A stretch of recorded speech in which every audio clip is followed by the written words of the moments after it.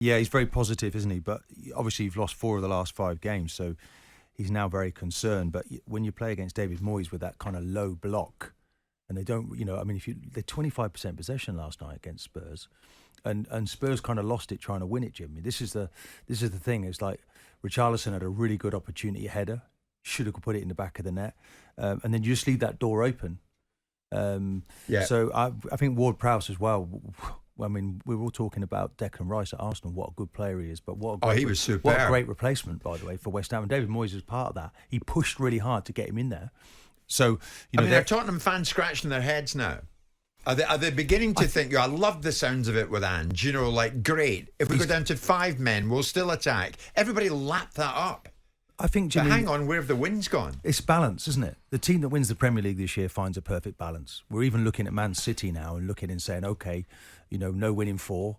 They've lost that balance. Man, that's the thing, Jim. I mean, we're looking at Villa. We're going to look at it in detail. We're looking at Arsenal World Cup game coming up. Yeah, but let's look at Tottenham. We're looking at Tottenham. Tottenham have just fallen over a little bit. No wins in the last 5 in all competition. There's a unity at the club now. I think the fans go there with an expectation to see good football. I think they'll stick with the manager. I don't see any major panic. But when you've lost 4 games in quick succession, you need to get it right. And I think the balance is wrong a little bit in the way that they just go after teams. But they've got to take these chances, Jim. That's the thing.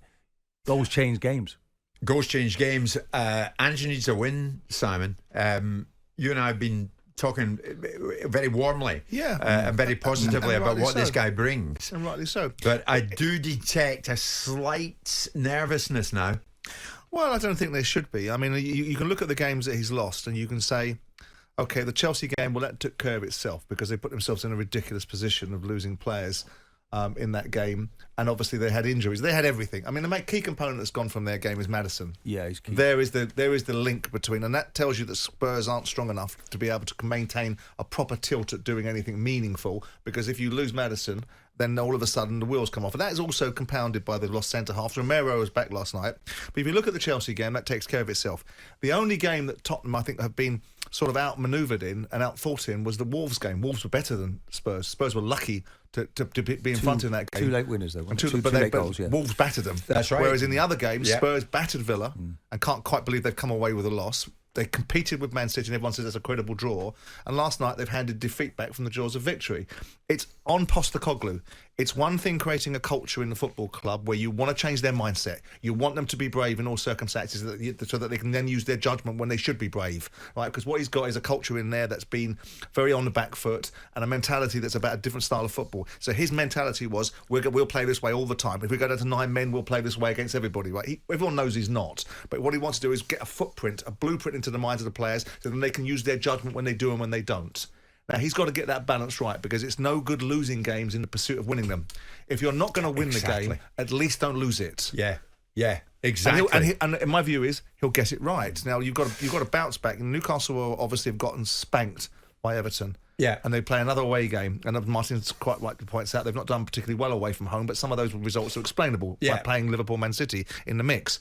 They've got to get a decent game going forward, otherwise Newcastle will bounce back in this game. Well, do you know what's happening at Tottenham though, Martin? They're beginning to chalk up. They're chalking up little achievements which you don't want to chalk up. This is the first time in the Premier League that a team, Tottenham in this instance, has been ahead in 5 consecutive games and didn't win any of them. Wow. So they go ahead and everybody's like, here we go, this is going to be our day, and then they lose and they leave with nothing. And I wonder, Trevor, big Tottenham fan, if that is now a serious source of concern to you. Good morning, Trevor. Well, it is and it isn't really, because I've been a season ticket holder for the last most probably 45 years at least.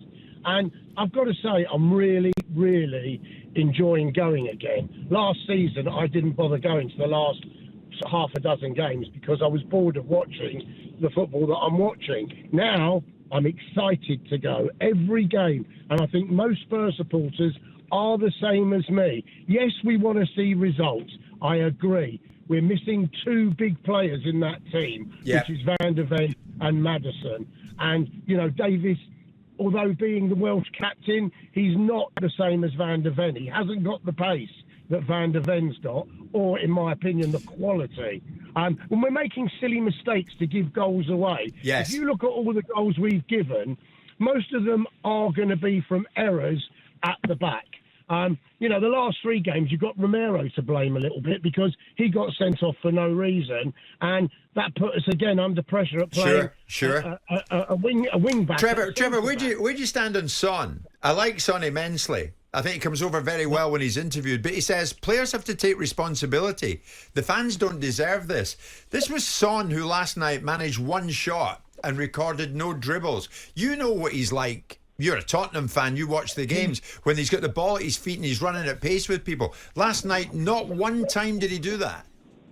Yeah, I agree with you there. He was very out of the game last night, and he can be like that. But when he's on fire, he's fantastic. I disagree with what he says. Yes, the players have got to take some responsibility, but they're giving their all. You can see it. I'm sorry. I can see it week in, week out. This is different from what I've seen before. They are attractive. The football we're playing is great. They've got to press home the advantage every time they're in front. They've got to get that second goal and even a third to be comfortable that they're going to win this game. Oh, Trevor, you are a good supporter, isn't it, Simon? What a good call from Trevor. Yeah. I love that. But this will last for so long. Right. I mean, I should imagine there was a massive feel-good factor when Ozzy Ardiles was playing football that was like basketball, until it went on at Spurs, and they would score 3 and the other side would score 4. Ange Postecoglou wasn't brought in to boom and bust. He was brought in to build the side. Now, I'm not suggesting that's what's happening. We're advocates of his. But Tottenham Hotspur are a side that's flattered to deceive for as many years as we can possibly imagine. And there's been lots of criticism about them not winning anything. And, of course, by bringing Mourinho and Conte in, you sort of negated the argument about seriousness. Both of those were failed appointments for their own reasons.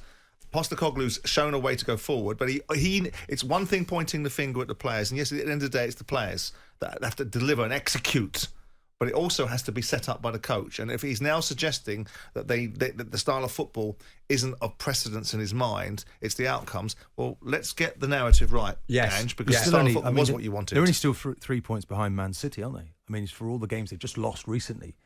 A good win at the weekend against... I mean, that's a really significant game against Newcastle because they're slipping, aren't they? But they've gone from looking... Well, I mean, I remember saying 3 weeks ago, if they don't get a Champions League spot now, with this sort of start, and the average requirement for Champions League spot is 71 points, let's say, for this purpose of this conversation. If you've got 26 points out of XYZ amount of games, you really should be in a box seat. All of a sudden, that box seat mentality is gone now. Sure. Because they've now got a battle to get 2 points a game to get into that. That's right. Andrew, before we head to the break, we'll have you on air with us now. You're a big Tottenham fan.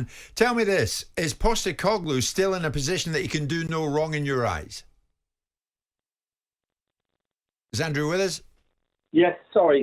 Andrew, good morning. Where are you at with Postecoglou? Can he do no wrong in your eyes yet? Yeah, exactly. I mean, I could have predicted what this chat would have been about this morning after last night's result.